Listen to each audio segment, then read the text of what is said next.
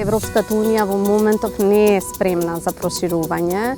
Европската унија токму затоа и го предложи овој пат на интеграција преку реформски агенди. Нема поголем пријател кој ни е неопходен во Европската комисија од комесарот за проширување. Едноставно се работи за разлика во култури, за разлика во перцепција.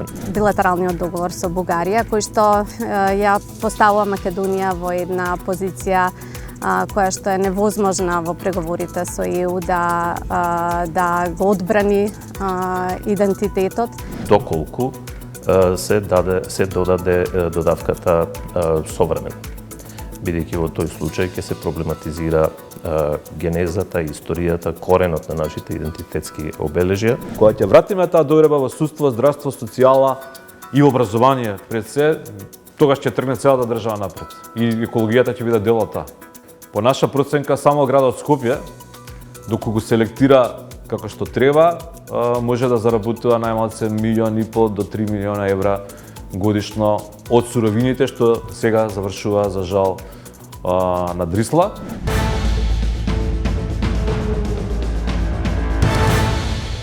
Добро дојдовте во новото издание на ТВ магазинот Трилинг. Македонски јазик и идентитет веројатно нема да бидат споменати во извештајот на Европскиот парламент идната недела.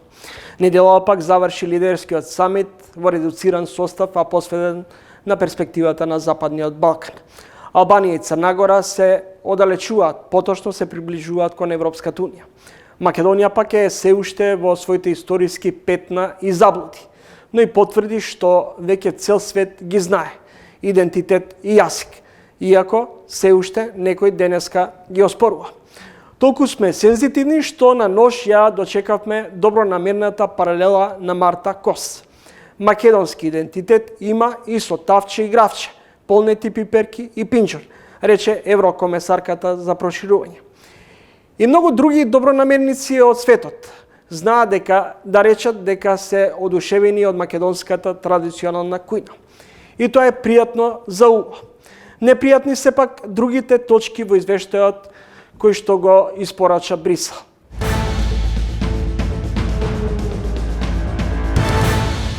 Јас искрено, лично сум разочарана нормално, но не за мене ваквата реакција не е очекувана.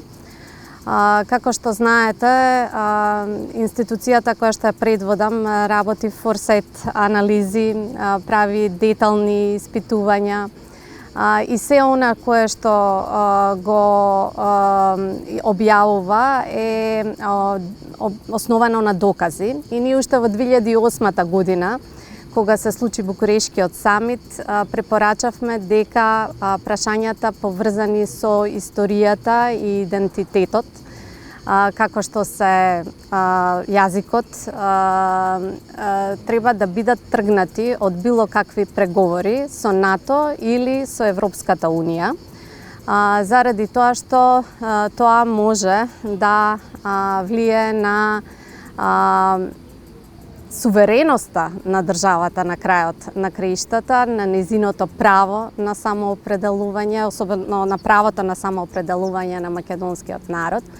Во времето кога се подготвуваше Преспанскиот договор, јас лично, како што знаете, јавно застапував дека треба да се почека, да не се избрзува, заради тоа што геополитичката состојба се менува, дека може да се влезе во НАТО и под референцата ФИРОМ, дека промената и додавките, географските додавки на името можат да влијаат на македонскиот идентитет, што сега го гледаме, кој што ќе биде оспоруван не само од Грција, туку потоа ќе се придружат и останатите членки на Европската унија.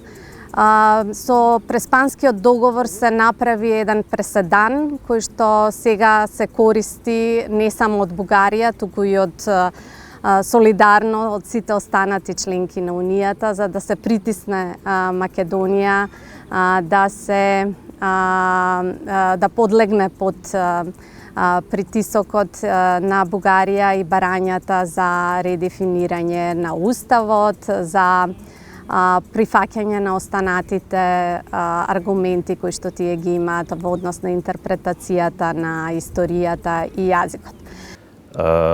Она што се случуваше во Европскиот парламент и што се уште трае, ќе видиме каков ќе биде епилогот на крајот, внесува елементи од билатерален карактер, кои што можат да ја проблематизираат понатаму ситуацијата и да предизвикаат нови таласања по однос на идентитетските прашања, доколку, се надевам тоа нема да се случи, но доколку се додаде додавката современ.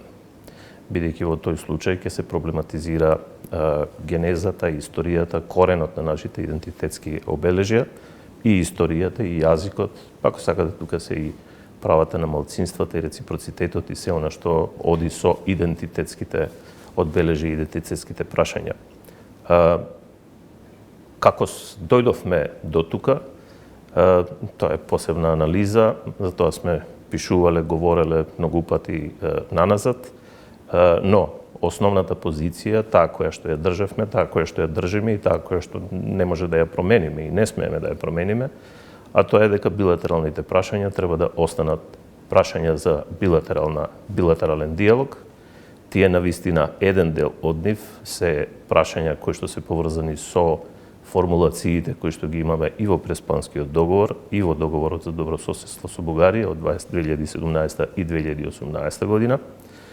Но еден дел од нив се разрешени, или ние сметаме, или другата страна смета дека се разрешени, но не секогаш на исти начин ги толкуваме.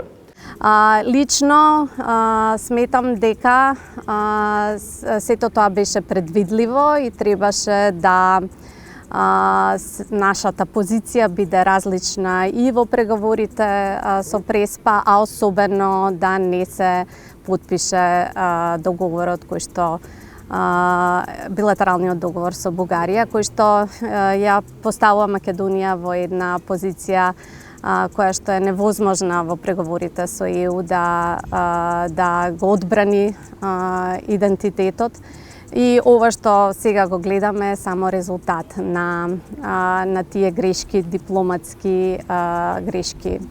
Дали е променет македонскиот идентитет со смената на името на државата во Република Северна Македонија? Па да, мислам дека тоа го гледаме секојдневно. Имате северно-македонски јазик, северно-македонска држава. Тоа е природно заради тоа што такви се конструкциите јазични на поголемиот дел од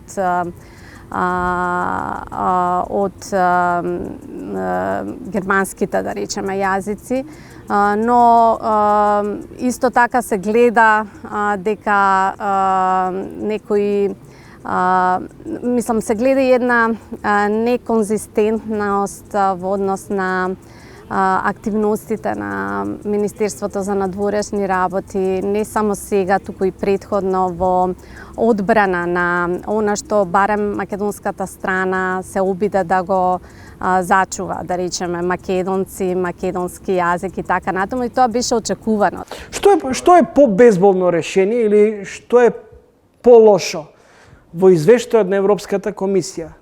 Да не стои македонски јазик или да стои само модерен јазик? Тоа е малку комплексно, едноставно прашање, меѓутоа одговорот би бил многу комплексен. Најдобро е да билатералните прашања не се составен дел на европските документи, бидејќи билатералните прашања се составен дел на билатералните односи, на билатералните договори. Така и треба да се третираат и така и треба да се обсервираат. Тоа треба да биде настојувањето и наше, бидејќи да бараме од некого да ни го признае нашиот идентитет или нашиот јазик, мислам дека веќе после толку долго време обстојување како држава и толку време обстојување од после Втората светска војна, меѓутоа и од 90-91 година, меѓутоа корените наши, историските, идентитетските прашања се решени, односно ги имаме во генеза уште многу пред тоа, уште во 19 и 20 век, на почетокот на 20 век, тоа значи дека тоа не смее да се дозволи да биде предмет на било какви проговори. Сушност, и нити разговори. Сушност, и да подсетам само дека негде, ако не се лажам, во јуни 2021 година, нашето собрание донесе резолуција со поприлично јасен, чист речник, во кој што се вели дека идентитетските прашања, историја, јазик, малцински права, не смеат да бидат предмет на преговори, не може да бидат предмет на преговори и не смее да се прифати да бидат предмет на преговори. Таа позиција тогаш, се сеќавам дека беше поддржана од речиси сите политички партии и огромен број на членовите во тој момент на парламентот гласаа во корист на таа резолуција. Таа резолуција е основата врз основа на која што треба да се градат и нашите позиции и треба да се задржи тој став.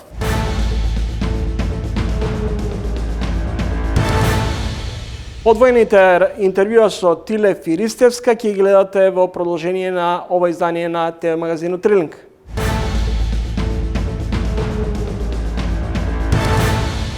Вечерашниот соговорник целиот работен век го мина во интеграција на Македонија во Европската Унија.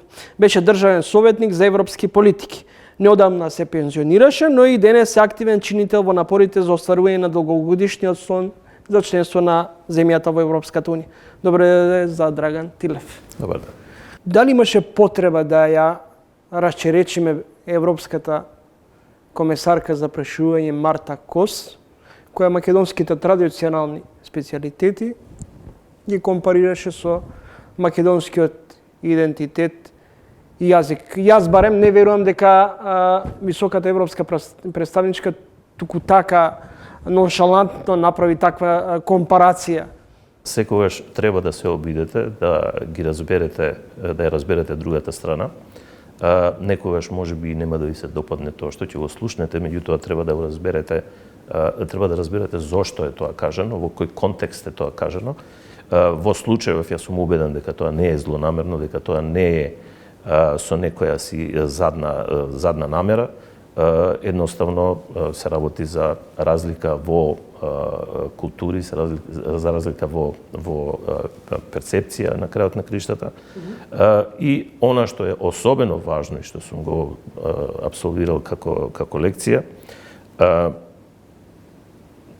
како ова можам подиректно да го кажам, но нема поголем пријател кој ни е неопходен во Европската комисија од комесарот за проширување, бидејќи комесарката за проширување во случајов и претходните комесари за проширување се нашите очи, уши и уста во рамките на институциите на Европската Унија. Наши интереси е, и тоа силен, стратешки интерес е, да одржуваме не добри, одлични односи со комесарката во случајов, со институциите кои што таа ги покрива, со делегацијата на Европската Унија, бидејќи кога се разговара на ниво на телата на Советот, кога се разговара во Коела или во групата за проширување, ние не седиме на масата, но нас не представува Европската комисија, делегацијата на Европската Унија во рамките на Холмс тука или комесарката не представува во рамките на институциите на ЕУ, што значи дека ние мораме да градиме добар однос и да имаме разбирање за можеби некогаш работи кои што треба да ги дообјасниме. На нас е да ги објасниме нашите аргументи, нашите стравови, да ги објасниме тие формално, неформално, писмено, устно, во секоја фаза во која што можеме тоа да го направиме, на секој форум и на секоја дебата, на секој состанок, за да може да ги обезбедиме, да обезбедиме разбирање за нашите аргументи и нашето разбирање на крајот на криштата, за тоа што значат за нас идентитетските обележја, до каде се нашите црвени линии, што можеме да прифатиме, што не можеме да прифатиме, и тоа треба да биде совршено јасно и презентирано и елаборирано, за да може евентуално во иднина да не се, нема да кажам да се прават таков тип на грешки, евентуално да се избегнат вакви недоразбирања. Вие во едно интервју за Deutsche Welle велите немаме простор за поправен испит. Во тоа интервју, сега тоа е еден извадок од интервјуто, контекстот е малце поширок, колку што јас се сеќавам на тоа интервју. Треба да се има целата генеза од каде се тргнало, каде се завршило, за да се види што внатре мораме да земеме во предвид, па да знаеме што е менливо, односно поправен испит нема, а што е менливо или треба да се потрудиме да го промениме. Па од тука, без да навлегувам многу наназад, но еден од клучните проблеми, или можеби и клучниот проблем, од кој што тргнува целиот тој талас на незадоволство, на фрустрација, е протоколот 2. Протоколот 2, некој вели, тоа е само записник, тоа е само забележување на одредени позиции во одреден момент, но може би е тоа така, или од правен аспект би било тоа така, доколку протоколот, бидејќи тоа е дел, односно произлегува од договорот, како обврска, договорот за добрососедство со Бугарија, како обврска од членот 12, каде што се вели дека ќе се формира таа министерска заедничка комисија и дека таа секоја година ќе прави пресек на имплементацијата на самиот договор и ќе произведува протоколи. Во протоколот 2 направен е многу подетален пресек и протоколот 2 содржи толку елементи, меѓу другото и во протоколот 2 е содржан елементот за потребата од промена на уставното решение, односно на преамбулата и на два члена во самиот устав. Во тој момент, тој протокол, кога се пренесува во заклучоците на Европската Унија, протоколот е само ќе потсетам, потпишан на 17 јули 2022 година, на 18 јули, следниот ден, се донесени заклучоците на Европската Унија, односно Бугарија го повлекува своето вето или противење. Заклучоците го поврзуваат протоколот со самите заклучоци, со што значи дека и со уставните промени. Веднаш од тука имате ланчана реакција, тоа е, значи, 17 протокол, 18 заклучоци. Во заклучоците се усвоени и ЕУ генералните позиции каде што се вклучени и каде што е вклучена и преговарачката рамка, каде што стои референца на самиот протокол. Не како протокол, но како член 12 и овие записници кои што се произведуваат секоја година и кои треба да се произведуваат секоја година според договорот за добрососедство. Од тука одиме во други два документа кои што се исто така исклучително важни. Едниот е ЕУ заедничка позиција. Значи, претходно имавме ЕУ генерална позиција со преговарачка рамка, а ова е ЕУ заедничка позиција за првата политичка меѓувладина конференција. Можеби за добар дел од гледачите ова е поприлично комплексно бидејќи испреплетено, но ѓаволот се крие во деталите и испреплетеноста на овие документи помеѓу себе практично не носи до заклучок дека протоколот е преточен како билатерален документ преку заклучоците и преку заедничката позиција на ЕУ за политичката IGC, односно меѓувладина конференција, е преточен потоа во генералната ЕУ позиција и преговарачката рамка, што значи тоа е веќе еден формиран корпус на билатерални преточени прашања во заедничката позиција на Европската Унија. Тука имаме уште еден елемент кој што беше на инсистирање на бугарската страна, а тоа е, бидејќи во делот на фундаменти или темели имаме еден цел корпус на теми, меѓу кои и владење на правото, значи поглавието 23 и 24, правосудство,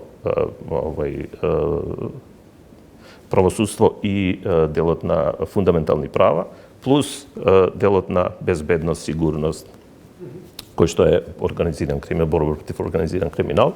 Во тој дел стои дека тоа ќе биде една од одредниците за отварање на кластерот фундаменти. Но, што е идејата и на Бугарија, меѓутоа прифатена потоа и од Европската Унија, акцијски план за заштита на правата на поединци, припадници на малцинства или заедници. Тој акцијски план е составен дел на патоказот за владење на право и како составен дел на патоказот за владење на право, тој подлежи не само како одредница за отварање, туку подлежи и на времени одредници, кои што се исклучително тешки. Да подсетам само, Црна Гора 10 години се мачеше со времените одредници, Србија се уште се мачи со времените одредници, тоа значи сериозни одредници, без кои не можете да напредувате понатаму во пристапните преговори. И во тој корпус на времени одредници имате уште еден елемент, а тоа е корективни мерки. Тоа значи дека 2 пати годишно треба да се информира Европската комисија и Советот како ние Комисијата Европскиот Совет, односно Советот на Европската Унија, како се имплементира патоказот за владење на право заедно со акцијскиот план за заштита на правата на поединци, припадници на малцинства или заедници, и врз основа на тоа можни се покренување на корективни мерки или со други зборови суспензија на самите преговори. Доколку до тоа дојде, а во случајот кај нас, според новата методологија, може тоа да го направи една земја членка. Значи, една земја членка може да иницира постапка на корективни мерки или суспензија, доколку не е задоволна од имплементацијата на патоказот за владење на право и акцијскиот план за заштита на правата на малцинствата. Од ова што до сега го објаснував или го објаснив, сега тоа можеби не е толку лесно да се апсолвира се наеднаш, но тоа се све последователни чекори кои што се поврзани меѓу себе, и кога велиме билатерализација на европскиот процес, тоа е билатерализацијата на европскиот процес од протокол 2 преку заклучоците, внесено во преговарачката рамка, односно во ЕУ генералната позиција, преговарачката рамка, во патоказот за владење на право, поврзано со акцијскиот план за заштита на правата на малцинствата и на заедниците. Дали сме исправени пред предизвикот Белград, Москва или Брисел?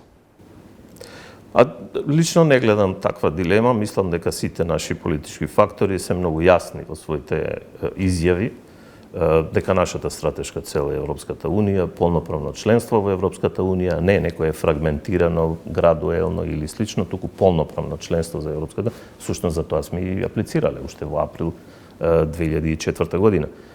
И тука не гледам некое отстапување. Да, фрустрации има, меѓутоа ние политичарите уште и повеќе немаат право на фрустрации, бидејќи фрустрациите се поврзани со емоции, а политиката и одлуките кои што се носат на политичко ниво мора да бидат политички одлуки на рацио, кои што треба да бидат базирани и подкрепени со поддршка на нашите стратешки интереси. Наш стратешки интерес е влез во Европската Унија и тука не гледам никаква друга дилема или некоја дилема околу тоа дали треба да се оди на една или на друга страна. Зошто, господине Тилев, многу често слушаме дека Албанија и Црна Гора се најверојатно идните членки кои најбрзо ќе се приклучат кон Европската Унија, а Македонија се поретко се споменува. Зошто изостануваме во однос на овој дел?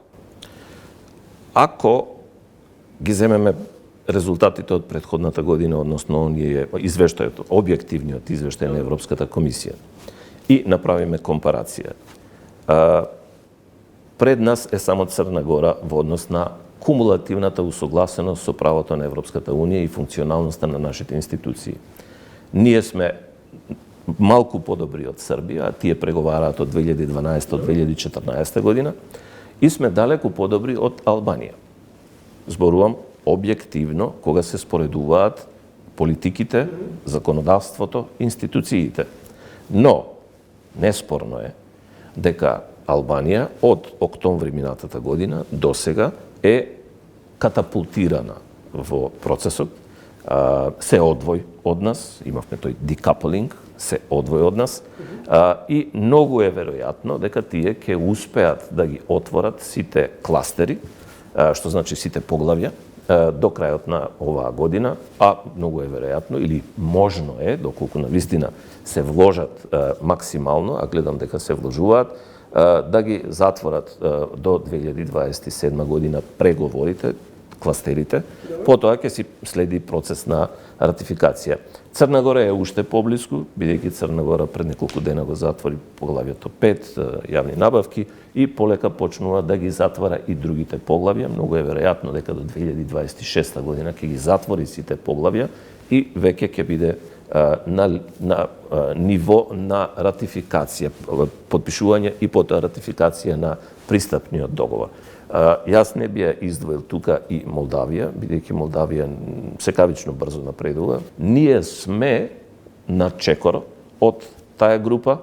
Мислам дека многу од политичарите кои доаѓаат овде, као од Кошта, Калас, Кос и многу други на билатерално ниво, па и министерката за Европа од Данска, која го презема од вчера председавањето, беа многу јасни дека ние имаме можност да направиме некои употреби и израз квантен скок, токму заради тоа што долго време го усогласуваме законодавството, имаме добра подлога, имаме добра основа и можеме релативно брзо, се разбира, со политичка заложба, со инвестирање во процесот, со ангажирање на квалитетни луѓе и на невладиниот сектор, и на млади луѓе, и на академската заедница, во целиот процес тоа треба една синергија да се креира, една позитивна синергија, која што би обезбедила, доколку се надминат политичките бариери или се најде начин да се премостат политичките бариери, правам разлика во овие два елемента, тогаш можеме релативно брзо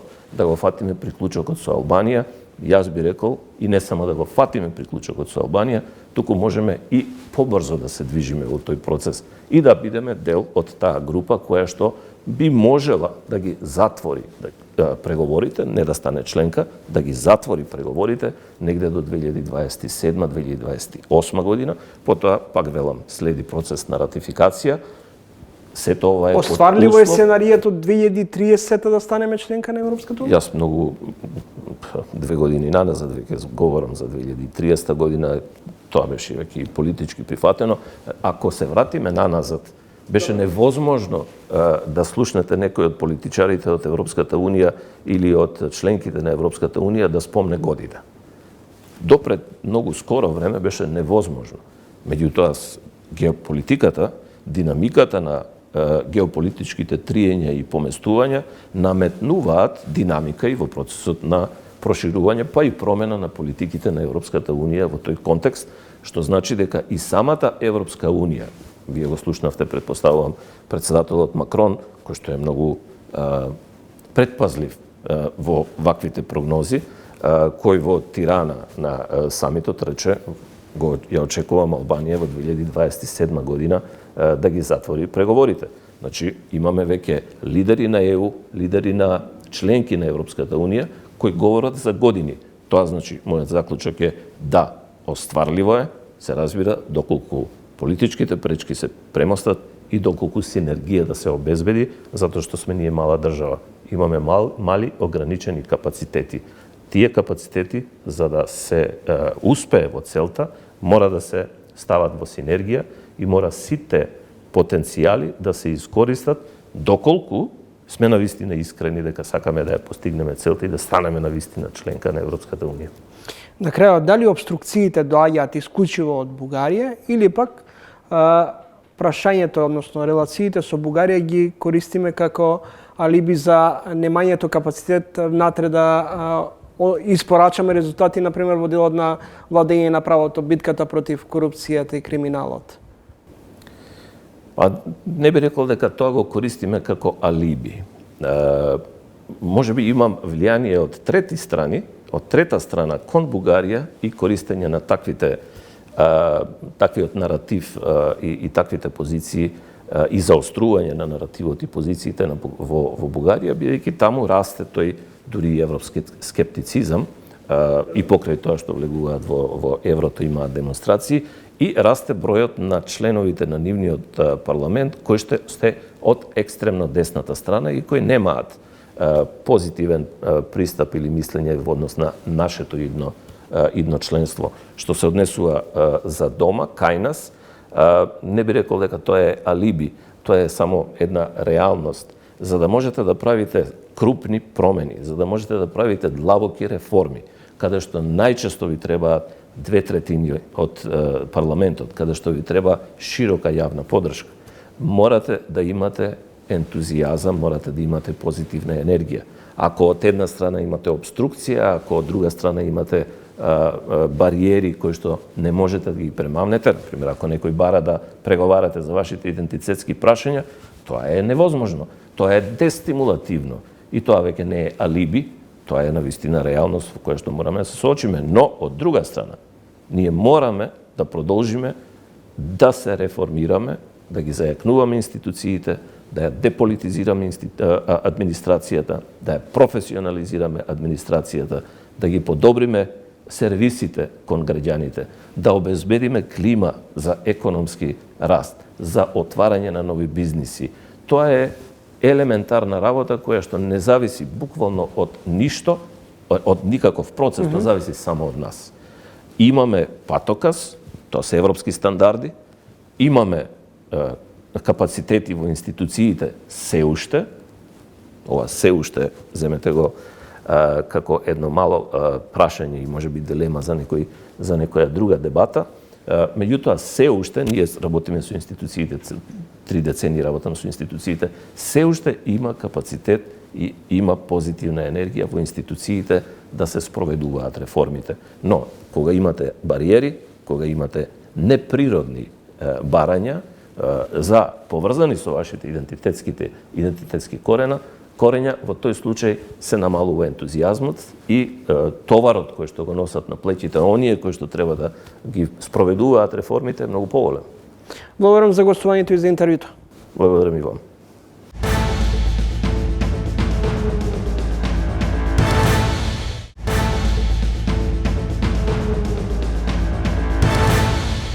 Во овој издание на Тренинг соговорник е професор доктор Марија Ристевска, која има завршено политички науки, директорка на Центарот за истражување и креирање политики. Како гледате на овие обиди да се изнајде решение, а при тоа и инсистирањето на бугарските власти да се внесат бугарите во преамбулата? Мислам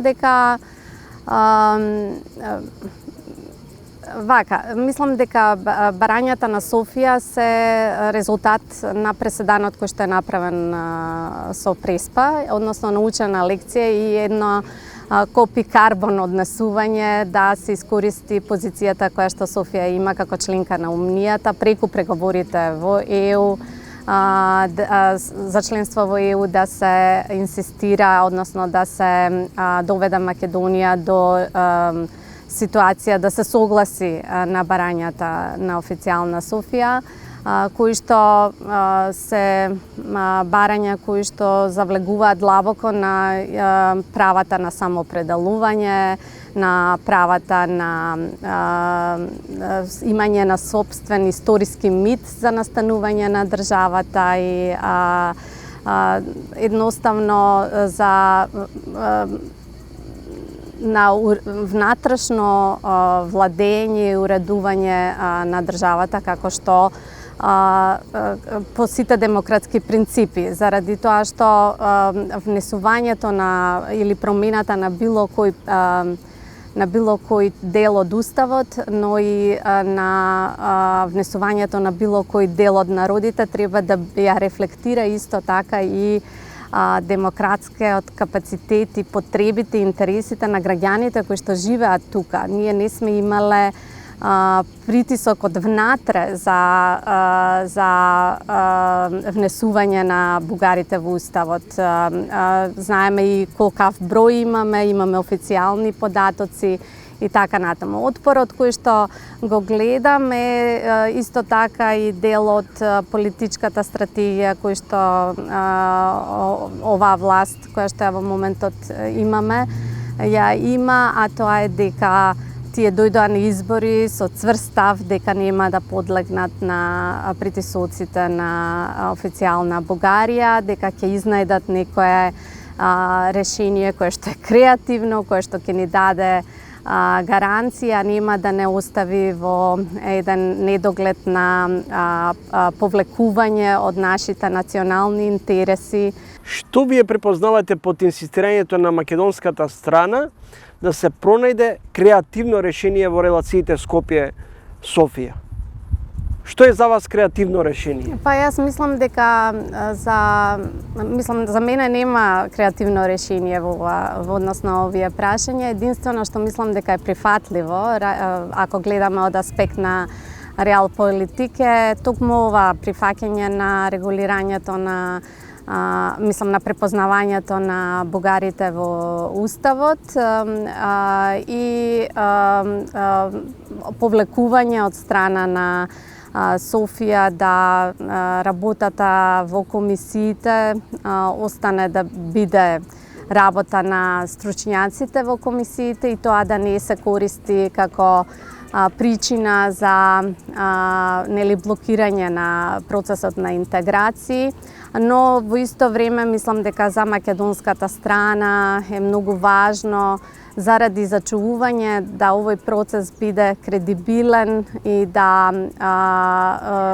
во исто време ги рефлектира вредностите на Европската унија кон која целиме, е да има некаков репроцитет и од другата страна, бидејќи знаеме дека има македонци кои што живеат во Бугарија, кои што се политички можеби неорганизирани, но кои што се организирани и сакаат да го заштитат својот македонски идентитет. Во три области, економија, правда и енергетика, македонските институции не успеа да ги завршат преземените обврски од реформската агенда до 1 јули 2025. Дали, каде и зошто потврдуваме во реализација на обврските од Брисел? Ако погледнеме колку беше амбициозен нашиот план и за тоа имаме дури некој блупринт со тоа што Европската комисија ги оцени сите планови за развој и потврди дека македонскиот е најамбициозен, најдобро развиен. И ако погледнеме компаративно како стојат останатите земји од регионот кои што имаат развоен план во реализација на истиот, сметам дека не сме лоши, затоа што горе-долу сите имаат околу 40% реализација. Тоа е случајот и со Македонија. Мислам дека во овие три области кои што ги забележуваме како области кои што стагнираат, треба да имаме предвид дека имавме реорганизација на државната управа. Така да јас тука ја гледам причината зошто имаме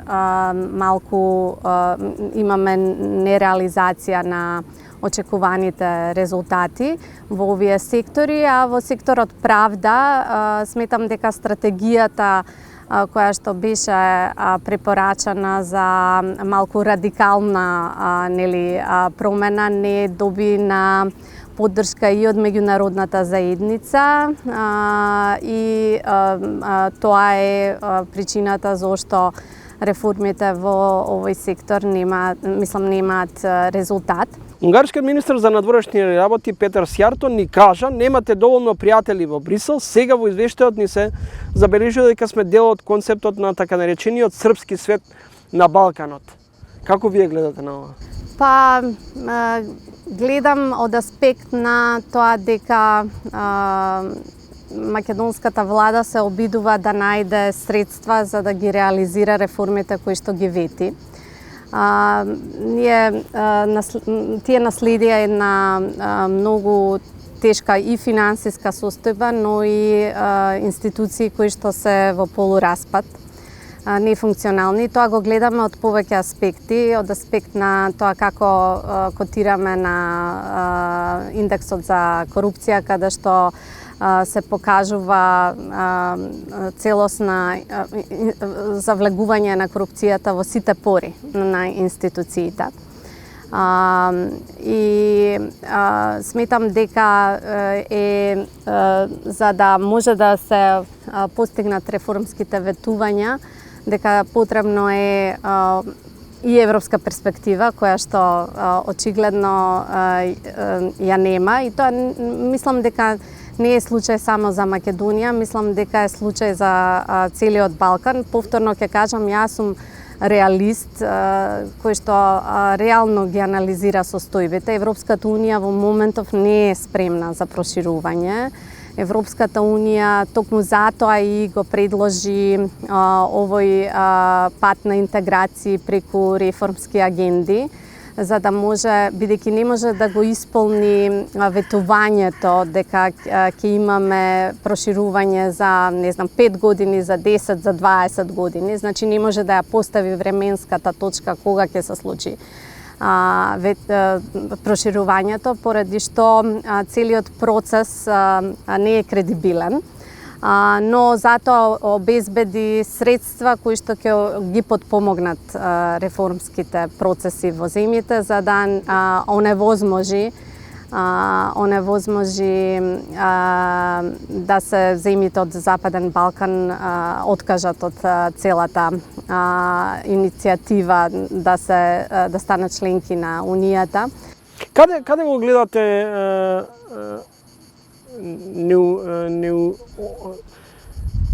обидите да се справиме, а не доволно во битката против корупцијата, неказнивоста и да ја вратиме на некој начин на здрави нозе правната сигурност во земјата? Добро, овие две прашања јас ќе ги скомбинирам заради тоа што во суштина се работи за оној дел од извештајот на Европската комисија кој што неодамна беше објавен и се однесува на во суштина една блага критика дека македонската влада договара кредити со Унгарија и на тој начин станува под влијание и на Кина, под претпоставка дека оттаму е изворот на средствата. Или пак дека се уште се чувствува преку Србија и руското влијание.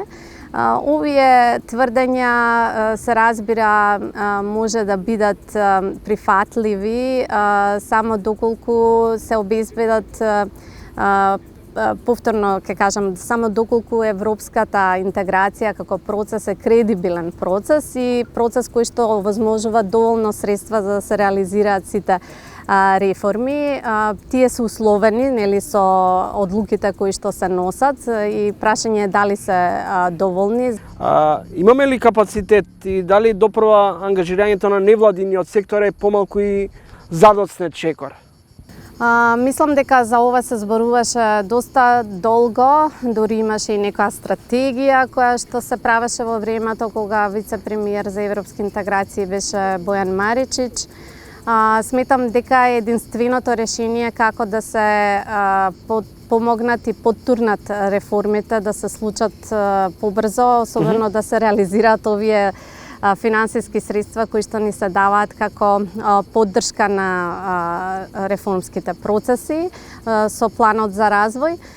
Сметам дека тоа е она што се случи во останатите земји, сега членки на Европската унија. Ако го погледнеме лани, да речеме, беше 20 години од големото проширување на Европската унија, кога земјите од Централна и Источна Европа влегоа во членство на Унијата. Ако гледаме од нивното искуство, нивното членство во Унијата се должи на капитализација, на искористување целосно на целокупниот експертски стручен потенцијал кој што постои. Тука не зборувам само за тематска стручност, туку и стручност во однос на управување со проектни циклуси, програмирање, финансиско управување, заради тоа што сите овие реформски процеси бараат еден целокупен пристап.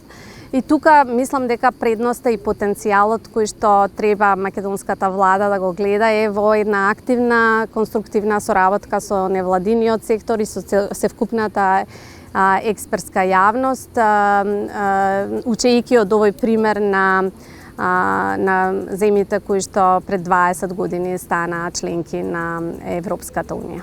Благодарам за разговорот. Ви благодарам и јас вам.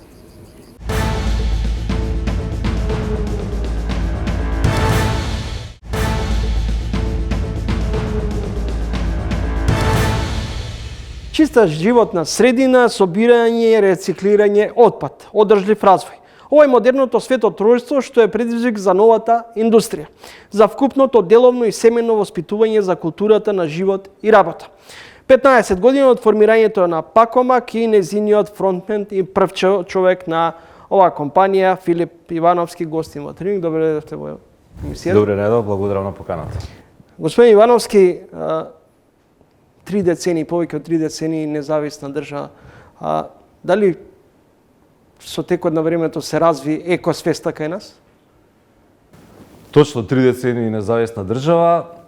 За жал, може да кажам дека е помалце од 2 децении се работи на развивање на екосвест, бидејќи и сега се уште екологијата не е високо на политичката агенда на партиите ни на досегашните влади, но верувам дека секоја година секоја влада со секој нов мандат ја подкачува екологијата како тема на повисоко место. Посебно што сега веќе станува очигледно дека ресурсите се ограничени, дека треба да ги штидиме, дека енергијата е поскапа и потешко достапна и станува очигледно дека климатските промени дефинитивно се случуваат. Доколку ќе се гушиме во нечист воздух и ќе во нашата средина постојано ќе бидеме окружени со смет?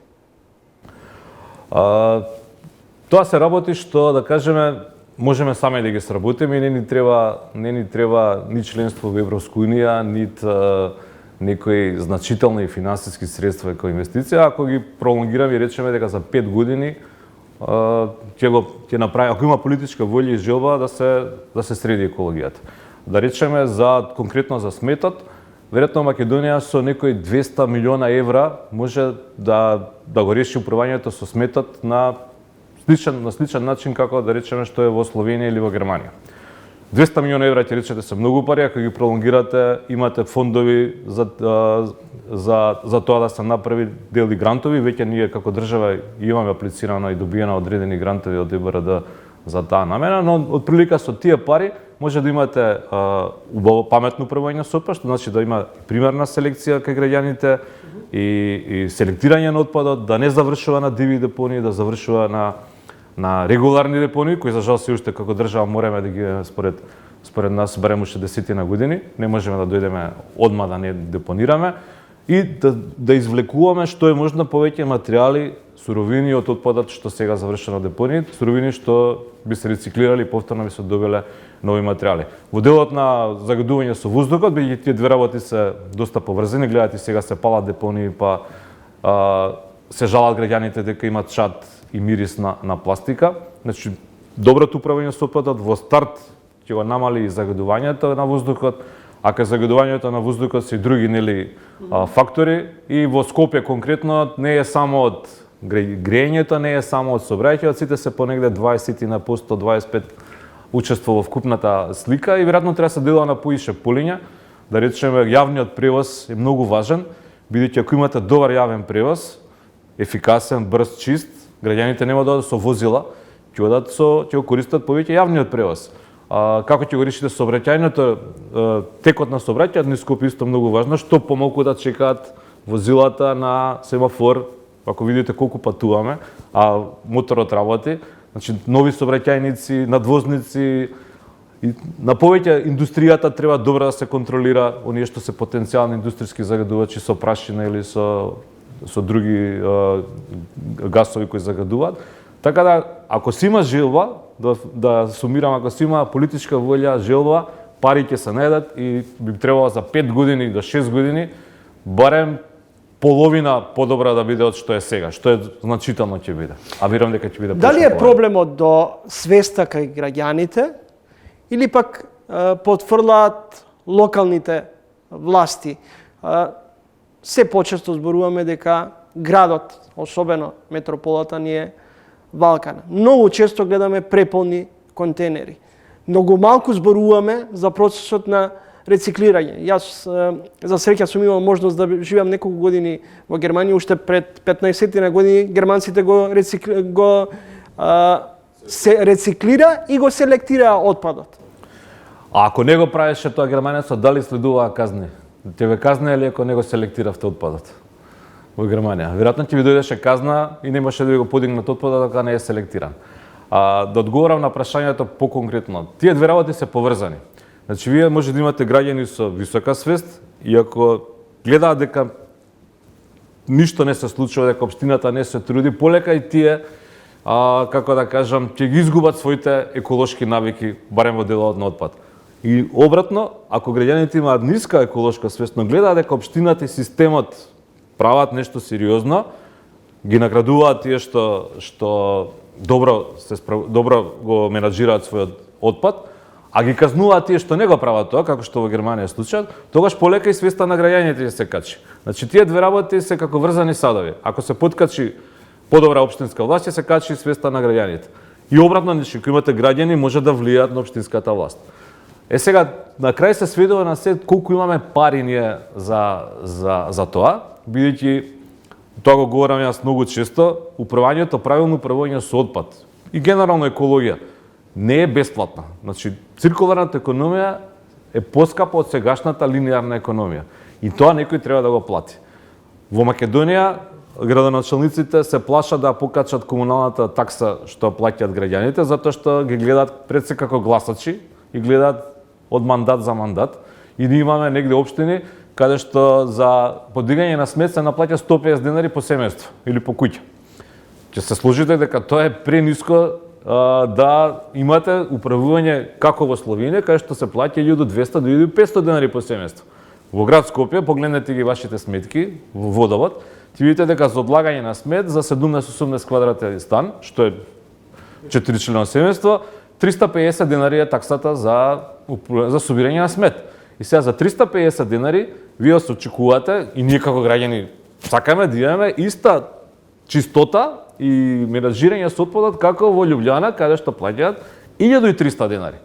Ја не велам дека треба да отидеме одма на 1300 денари, но треба да се покачи цената на комуналната услуга во делот на сметот.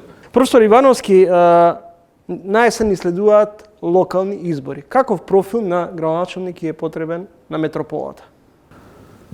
Каков профил? Па човек од акција би рекол дека и треба на метрополата, човек што ќе разбере што е коренот на проблемите и ќе почне да ги решава проблемите без само настојување да се замаскираат последиците.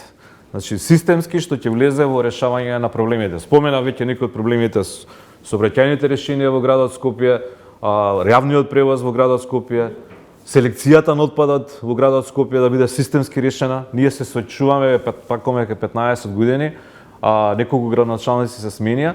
Секој градоначалник се доаѓа со своја идеја како ја замислува и какви контењери треба да има за селекција.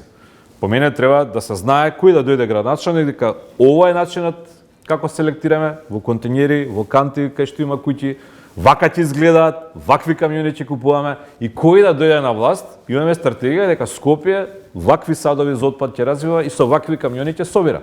Ние се случуваме во моментов од претходната гарнитура во градот, се купи едни контењери и камиони наменски за тие контењери. Сега таа концепција се напушти во овој мандат, се расипаа во еден момент сите 4 камиони и граѓаните тие контењери не можеа да бидат празнети.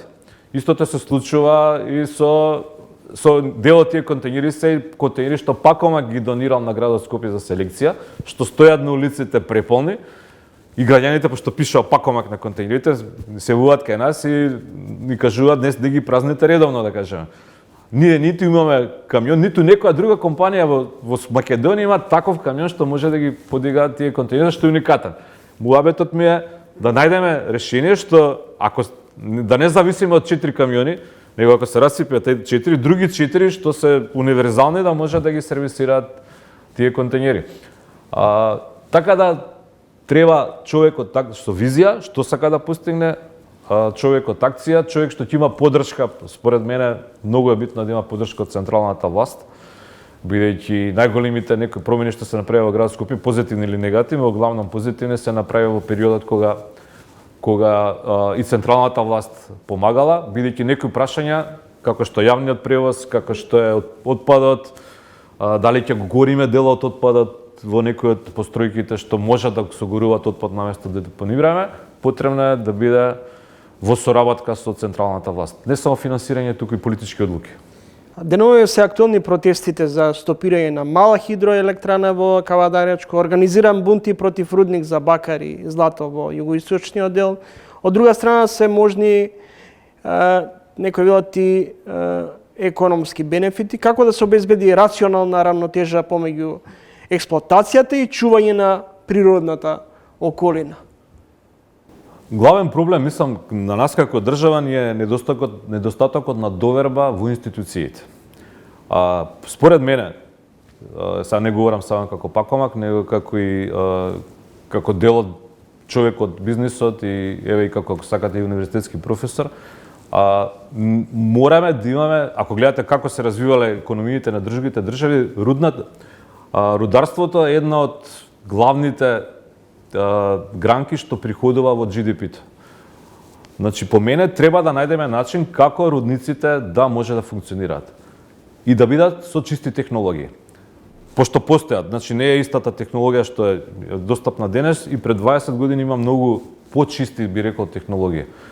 Проблемот е што граѓаните во тие места околу рудниците не веруваат дека тоа ќе бидат чисти технологии, не веруваат дека тоа ќе биде така како што ќе биде во проектната документација. Таа недоверба во институциите ние осеќаме и како пакомак. Да речеме, ние секои 2 години правиме испитување на јавното мислење во урбаните средини, дали селектираат, колку често селектираат. И последната 2024 година имаме, значи, 15 години континуиран раст на луѓето што велат да, секогаш често селектирам. Значи до 45% дојдевме луѓето кои викаат често или секогаш го селектирам отпадот. Дел од нив нели одговараат социјално, општествено подобни и пожелни одговори, но расте тоа континуирано како тренд. Во 2024 имавме стагнација на тој тренд, имавме покачување на бројот на граѓани, 20% велат не селектирам дури да ми ставите пред куќа или пред врата контењер. Тоа се должи повторно на социолозите така го објаснуваат, на недоверба во институциите, во естаблишментот. Луѓето не веруваат дека тоа што се декларира дека се прави, дека навистина се прави. И вика што ќе селектирам кога тоа све на куп иде и не селектира. Така да ние како држава мораме да поработиме на подигнување на довербата на граѓаните во институциите. Кога тоа ќе го направиме, зборам судство, еколошки институции и програми, се што се прави, судството е тука клучно, нели, како правна држава, дека со сите еднакво се справува, економија, дека бизнисите се поддржуваат без некои политички преференции овој или оној бизнис, кога ќе вратиме таа доверба во судство, здравство, социјала и образование пред се, тогаш ќе тргне целата држава напред и екологијата ќе биде дел од таа. Зошто во обидите за чиста животна средина не се трга од принципот пред се човекот, граѓанинот, туку од најчесто од бизнис интересите? Тоа е добро прашање и тоа е всушност суштинската разлика меѓу линеарна економија, како што имаме сега, за гледачите што значи линеарна економија, црпите ресурс, црпите, не знам, сечете шума, правите хартијата правите картон, амбалажа, се потрошува амбалажата и завршена депонија. Значи во еден правец се движи материјалот. Циркуларната економија вели црпите, го користите кутијата, повторно радите на рециклирање, не се сече шума, него повторно се прави нова кутија. И тоа е поскапо него ова класичната. Затоа велам, треба да плаќаме поише циркуларната економија, значи плаќање повеќе. Но тука има друга една суштинска филолошка, ако сакате, разлика меѓу циркуларната и линеарната економија. Во линеарната економија bottom line или именител на крај е само профитот. И ние се уште функционираме по тоа. Не човекот, профитот. Циркуларната економија има 3P, нели? Профит има линеарната, 1P, циркуларната има 3P. Профит, да, people and planet. Значи треба да не ви биде само профитот главен, кога носите бизнис одлуки, тука да видите какво е влијанието врз екологијата на планетава и дали таа ваша бизнис одлука пријатно или благопријатно, позитивно ќе влијае на општеството и на луѓето. Кај нас овие две ПЕ уште не функционираат. На запад, кога велам запад, главном Европа, се носат одлуки каде што се гледа влијанието на животната средина и на луѓето.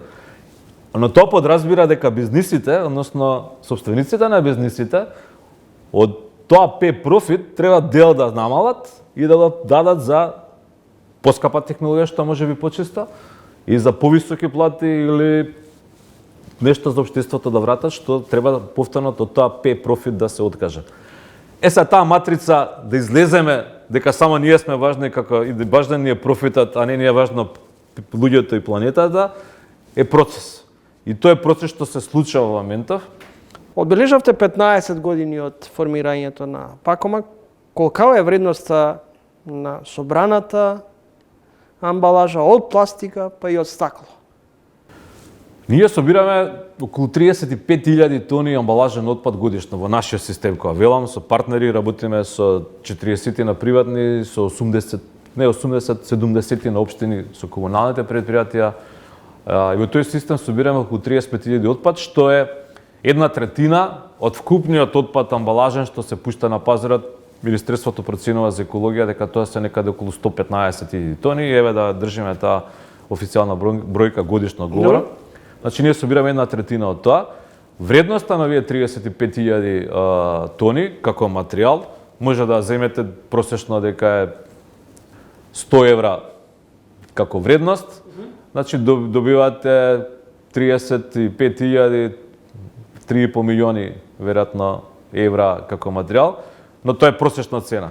По наша проценка само градот Скопје, доколку го селектира како што треба, може да заработува најмалце 1,5 до 3 милиона евра годишно од суровините што сега завршува за жал на Дрисла. Дали Македонија би можела да биде депонија на Балканот? Ние многу често изминатите години имаме проблеми со депониите. Македонија во моментов е депонија сама на себе, значи на собствените граѓани, бидејќи мислам дека има некаде околу 1400 точки во Македонија каде што граѓаните, дел селски, дел градски, го одлагаат својот отпад и тие се диви. И ја не можам да го разберам отпорот на некои од градоначалниците што се или граѓаните што се против ова регионално управување со отпад, каде што се планира да има една санитарна депонија, дел од тој отпад да се селектира, дел да се депонира, бидејќи сегашната ситуација е поризична за здравјето, за воздухот и почвата, него таа кон која се стремиме. Во една од вашите последни колумни предвидувате ново општествено уредување кое ќе стави грижата за животната средина во фокусот како двигател на растот на економиите. Така е, тоа е она што го напоменав, дека профитот веќе не може да биде единствена мерила за носење бизнес одлуки и инвестиции, туку и што со таа инвестиција како ќе се влие на луѓето и на граѓаните. Ја тргам од фактот дека капитализмот е пред 200 години и повеќе како општествено уредување поставен и истите принципи како пред 200 години функционираат и денеска. Значи профитот е на прво место. Дали бизнисмените кај нас се алчни за пари? Дали се алчни за пари? Па дел се сигурно. Значи дел се, каде ние имаме и сега афери, каде што гледате дека по секоја цена се прават парите, без да се земе во предвид тоа што вашиот бизнес колку влијае негативно на загадувањето и така натаму. Но дел има со развиена свест. И тука имаме една контрадикција, сега кога споменавте, да речеме како граѓанин, тие исти бизнисмени, како граѓани се бураат зашто е валкано, зашто образованието, школите не се средени, значи се први гласноговорници зашто контењерите не се празнат. Ако ќе им побарате дека дел од парите треба да плаќаат, да речеме, во систем како Пакомак, во друг некој систем за електронски отпад, тогаш име не е така лесно сака да дадат, не знам, 5-10 илјади евра годишно. Збориме за бизнеси од 10, 20, 50, 100 милиони евра годишно што прават, но денешка 10.000 евра некако неволно е да ги дадат. Благодарам за гостувањето во емисијата. Ми благодарам на поканата уште. Професор Филип Ивановски, извршен директор на Пакомак.